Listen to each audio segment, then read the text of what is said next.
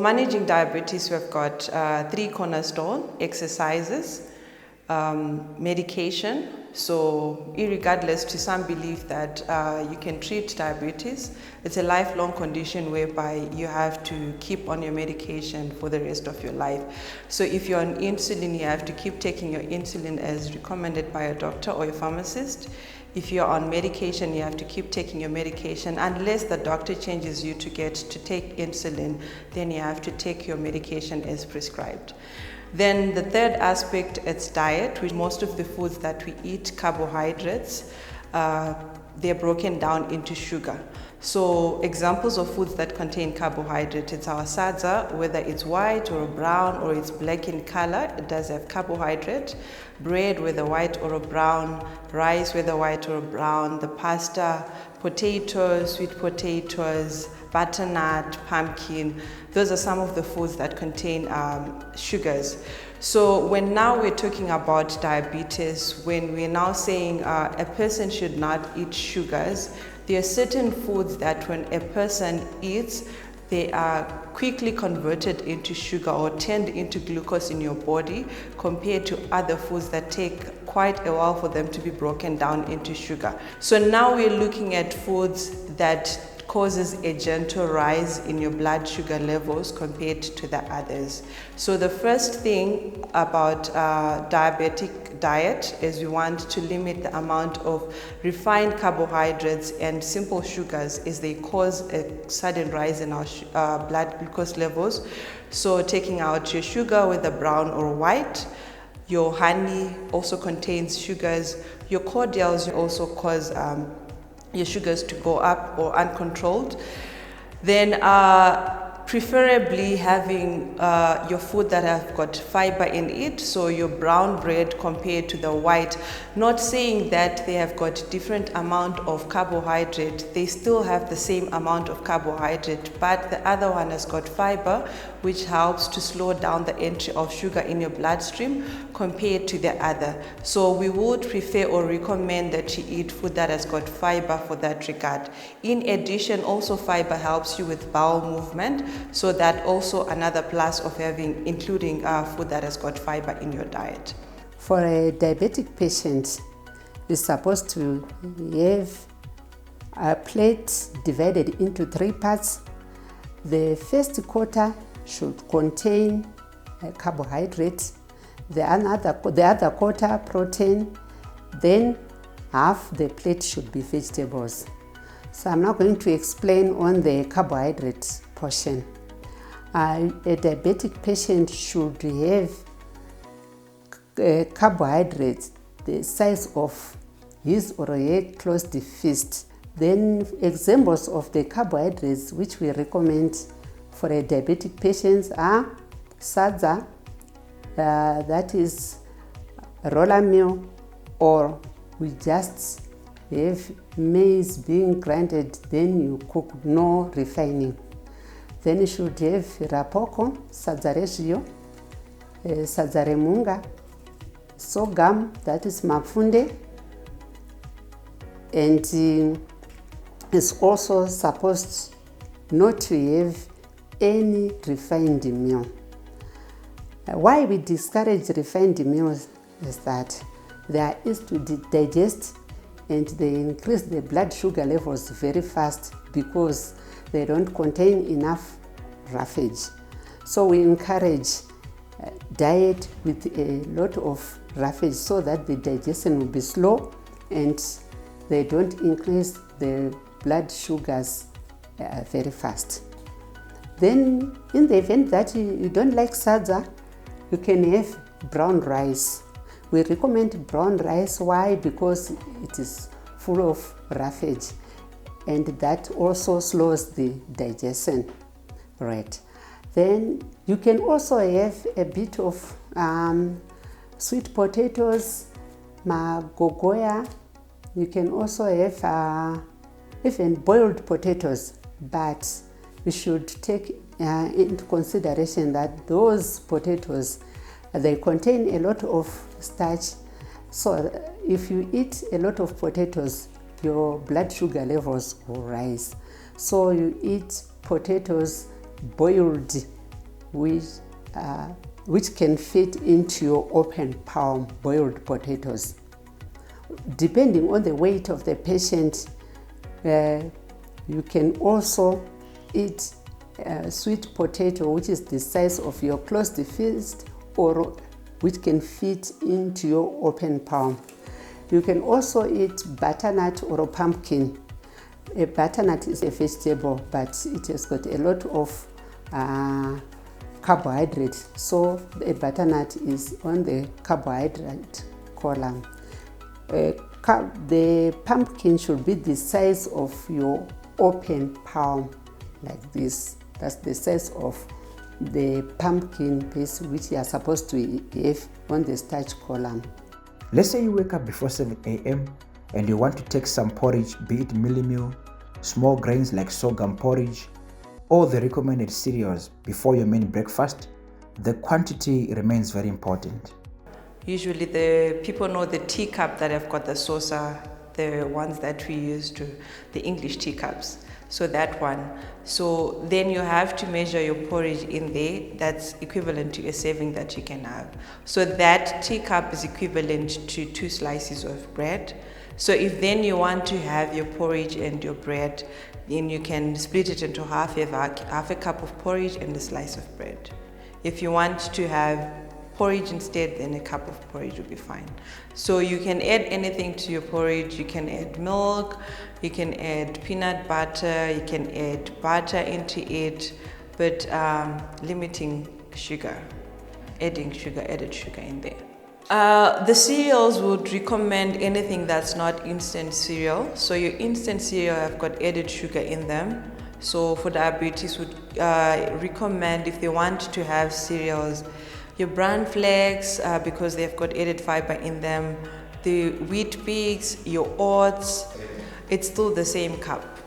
So if it's wheat bix, 2 wheat bix at a time. So we don't want a time whereby you're having too much sugar in your body than the other time. So we also want to make sure that there's the same amount of sugar getting in your body at every given time.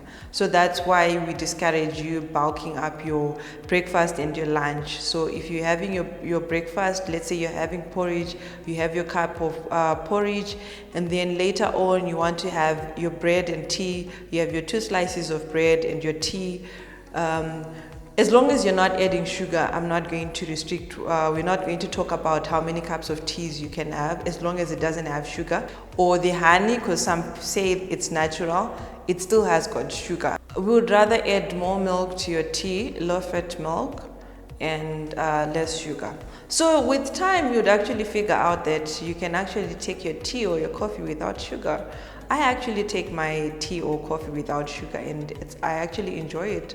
So it's just a matter of time and adapting and adjusting that you then get used to having your teas without your sugar. Then we move on to the protein column, that is another quarter. A diabetic patient is supposed to eat any type of meat you would like, be it pork, be it beef, chicken, mutton, or game meat. We are supposed to eat that, but you should take into consideration that you shouldn't eat meat which contains too much fat. If the meat has got too much fat, you are supposed to trim off the fat layer and then eat that meat which doesn't contain any fat and the size of 2 boxes of matches.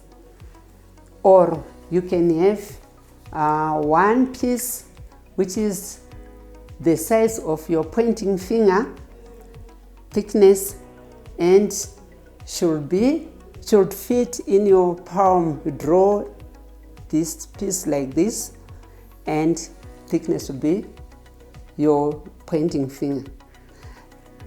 Or else, if it's chicken, the guinea fowl, the duck, or any bird which is the size of a chicken, we recommend the drumstick, and the skins must be removed before cooking, or a piece from the breast. We don't encourage any other body part from the chicken because they contain a lot of fat. The methods of cooking also have to involve using less fat. So instead of deep fat frying, you use shallow fat frying, or baking or grilling instead, as they use less fat. If you, let's say on the protein column, you want to have insects, those small insects, you just measure a handful, your handful, the one who is supposed to eat that meal. There are also cheaper sources of protein. Your chunks, your beans, your peanut butter also falls as a cheaper source of protein.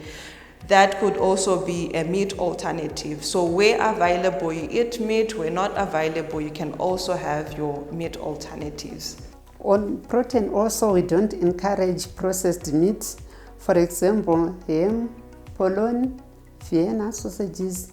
Why? Because they contain a lot of fat and other chemicals which they use for packing. Those things like tinned foods, we don't encourage for the diabetics. The reason why we discourage too much protein in our diet is because when we are sleeping, the liver converts protein into glucose. That's when you find someone is not eating, but the blood sugar levels are also going high when someone is starving. Then we move on to vegetables. The bigger portion of our plate should be vegetables. The vegetables, we don't have any limit. Why? Because vegetables, they don't contain fat, protein, unless we add the fat into the vegetables. So we eat as much vegetables as we can. And the examples of vegetables which we encourage are those with high fibers for digestive purposes. A patient can have cucumbers, onion, tomatoes, carrots, green beans, not red beans, green beans, ribs, kovo, cauliflower, beetroot, broccoli, cabbages, all those, they follow under vegetables. Let's say you're in the rural areas, you can have mbora, tsunga, nyeve, black jack leaves, all those, they follow under vegetables. So we are encouraged to eat a lot of vegetables and fill in our stomachs with vegetables because the blood sugar levels will not be increased by vegetables. So also, it doesn't have to be the expensive type of vegetables. It can be the mbora, it can be the moa, the local grown vegetables, the kovo, the chomolia, the spinach, the tsunga, and where you can afford, you can include also the carrots, the green beans, and other vegetables that are available. But it shouldn't be restrictive as in to the traditional, because people are used to having broccoli and cauliflower being the vegetables, but the local grown vegetables are also contribute to the vegetables that you want. So if cabbage is what's available in the house, have more of that in your plate as it would count to the vegetable. Then that's the health plate which we encourage, and the vegetables should contain a bit of fat. We encourage unsaturated fat. For example, the cooking oil which we get from the shops. And we encourage 1 teaspoon per person, 1 teaspoon of cooking oil. We discourage saturated fat. Why? Because that's the fat which we mostly find in our bodies. So make sure we use vegetable fat as compared to animal fats. Another aspect is to limit salt intake. So you'd notice that certain people are salt sensitive. By that we mean that the more salt they take, the more their blood pressure rises. So for example, your people with diabetes, they are salt sensitive, so they are also prone to having high blood pressure. So the more salt they take, the more their blood pressure rises. So we'd also want to limit the amount of salt that they take. It should not be a completely no salt diet, because also there is iodine that's essential for other metabolic functions in the body, but we want to limit the amount of salt that they have in a day. So they can still have salt, but in moderation. So other ways of them to have moderate intake of the salt that they have is to avoid adding table salt, making sure that when they cook their food, they put enough salt in their food. Also avoiding packaged soups or spices, as they are good sources of salt or sodium. Avoiding tinned foods, as they are also high in sodium, and also paying attention to the different labels, food labels, looking at foods that are low sodium compared to the foods that are high in sodium, as also those contain too much salt. From breakfast, we have another plate at lunchtime, then another plate like that at dinner time. Then in between breakfast and lunch, that's when we encourage one to have a snack. We shouldn't take what we call dessert soon after eating the breakfast. Why? Because that will also increase the blood sugar levels. And we should eat a lot of food, a plate which is a bit bigger in the morning, so that during the day, that's when we work and do a lot of things. We won't be just sleeping. So in between, we have a snack, for example, a fruit. On fruits, we encourage diabetics to eat the fruit, not to drink the fruit. There's nothing like no sugar added drinks, because let's say it's an orange juice written no sugar added. You should put in mind that that fruit which was used to make that drink also contains fructose, which is the sugar from the fruits. So already there's natural sugar. And when they talk of sugar, when saying no sugar added, they will be talking of sucrose, but we've got different sources of glucose. Just to comment about the 100% fruit juice. Okay, so we do encourage people with diabetes to eat fruits. So we recommend 2 fruits a day, 1 fruit at a time. And as you realize, the fruit has got the sweetness, which means they have got some sugar in them. So what we do recommend in diabetes is they eat the food and not drink the food. So it would go the same with the fruit juice. So you'd rather eat the fruit and not the fruit juice. So I'll just pose a question. How many fruits would you think you would need to squeeze, let's say, to get like 250 mils of orange juice? Maybe 5. Okay, so that's basically like the understanding. And most of the time when we drink the juice, we tend to overindulge and we eat more. So it means that if I have a glass of juice, I'm having 5 fruits. And then we're saying in diabetes, you can only have at least 1 fruit at a time and 2 fruits in a day. So you'd rather have the fruit because the fruit has got the fiber that we were talking about earlier on. So rather eat the fruit because it's in its wholesome form, it's not processed, there is the fiber in there, compared to the juice where the fiber is extracted and there is nothing more to it, it's just sugar water. So the fluids that we basically recommend to a diabetic person or any healthy individual is water. Let's say you want to have an apple as your snack.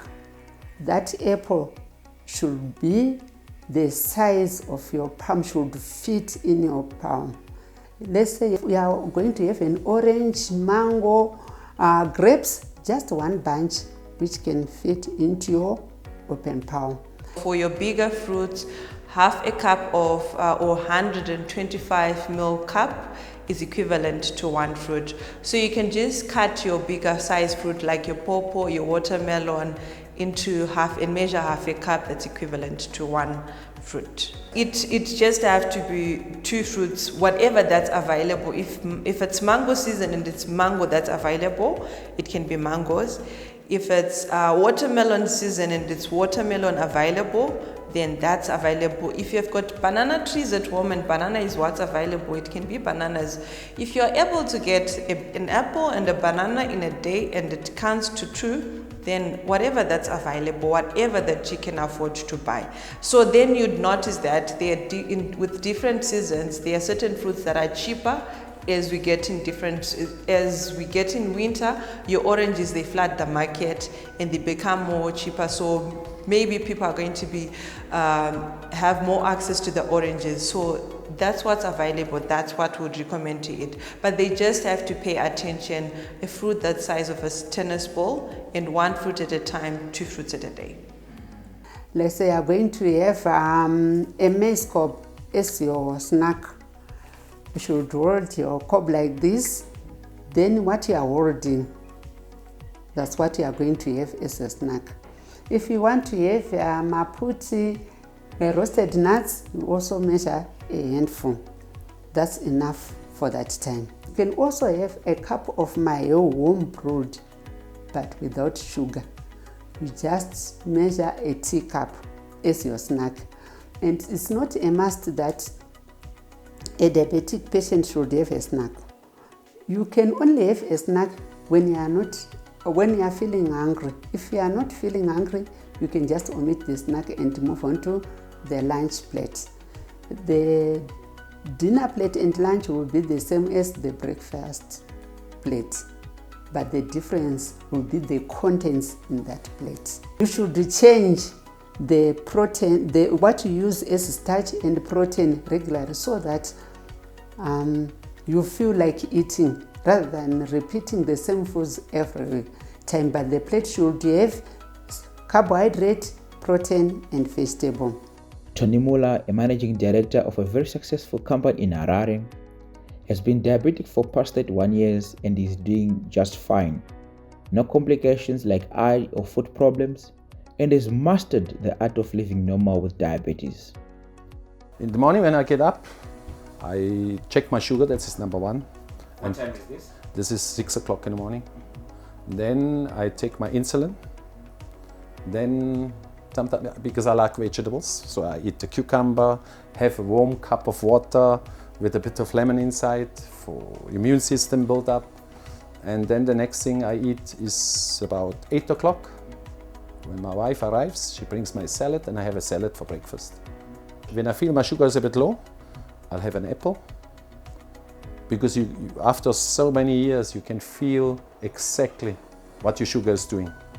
So then you have an apple to make sure that it doesn't go into a hypoglycemia between the morning breakfast and lunchtime. Then lunchtime, I take my insulin, again a short-acting one, and the long-acting one who keeps me going for 24 hours. So it will carry me over the night to help the short-acting one to stabilize my sugar, so it doesn't have that you don't have spikes.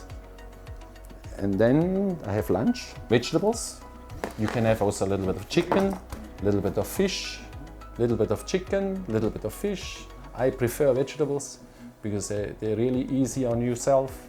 And all what it is about life, you need to feel good. And this makes me feel good. If I eat starch or sugar or cake or processed food, it's a slight little difference in your feeling, but I can feel it very much so. So I stopped eating all this stuff.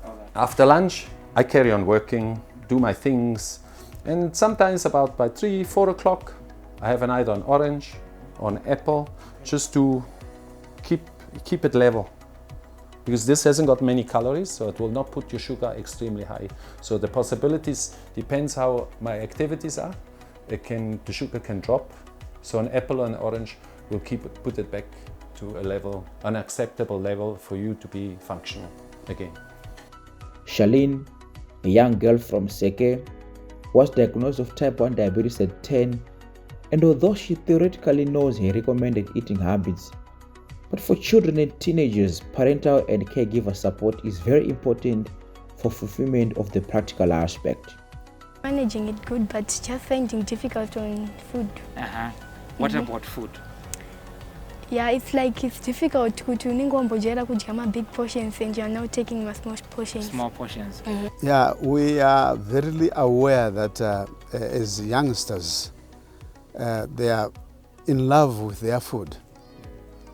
Not just a question of discouraging her, but conscientizing her the dangers that she is facing.